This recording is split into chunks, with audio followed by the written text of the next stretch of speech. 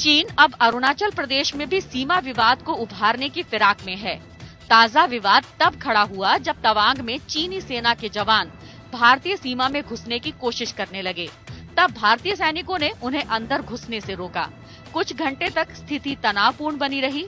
फिर दोनों देशों के बीच सैनिक टकराव के हालात के लिए तय प्रोटोकॉल के तहत स्थानीय कमांडरों के बीच बातचीत हुई और चीनी सैनिकों को वापस लौटना पड़ा। अगले कुछ दिनों में कोर कमांडरों की वार्ता होने की संभावना भी जताई जा रही है, लेकिन ये पहला मौका नहीं है, बल्कि इससे पहले भी अरुणाचल प्रदेश के तवांग में ही पूरा एक गांव बसा लेने की बात सामने आई थी। तब विदेश मंत्रालय ने कहा था कि चीन ने बीते कई वर्षों में सीमावर्ती इलाकों में आधारभूत संरचना का निर्माण किया है। सरकार ऐसे सभी घटनाक्रमों पर करीबी नजर बनाए हुए है, जिससे भारत की सुरक्षा पर असर पड़ता हो। लेकिन चीन ने इन रिपोर्ट्स पर कहा था कि उसने अपने क्षेत्र में विकास व निर्माण गतिविधियां की हैं। चीन पूरे अरुणाचल प्रदेश को ही दक्षिण तिब्बत का हिस्सा बताता है। भारत और चीन के बीच लगभग 3500 किलोमीटर की लंबी सीमा है, जिसे लेकर अक्सर दोनों के बीच विवाद रहा है।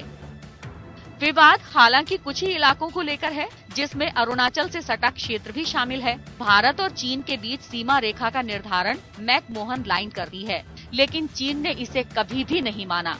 वो ये कहकर इसे खारिज करता है कि तिब्बत का बड़ा हिस्सा भारत के पास है। दरअसल चीन तिब्बत और अरुणाचल प्रदेश के बीच की मैकमोहन रेखा को स्वीकार ही नहीं करता।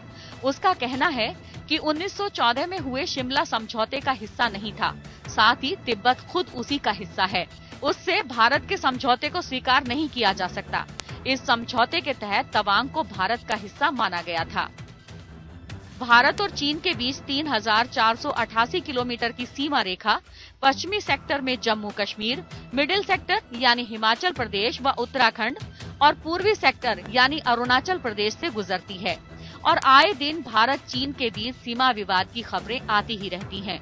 विपक्ष इस मामले पर केंद्र सरकार को लगातार घेरता रहा है।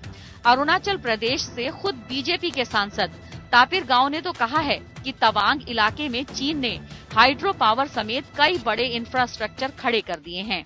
सीमा विवाद को लेकर तकरार के बीच भारत और चीन 1962 का युद्ध भी लड़ चुके हैं।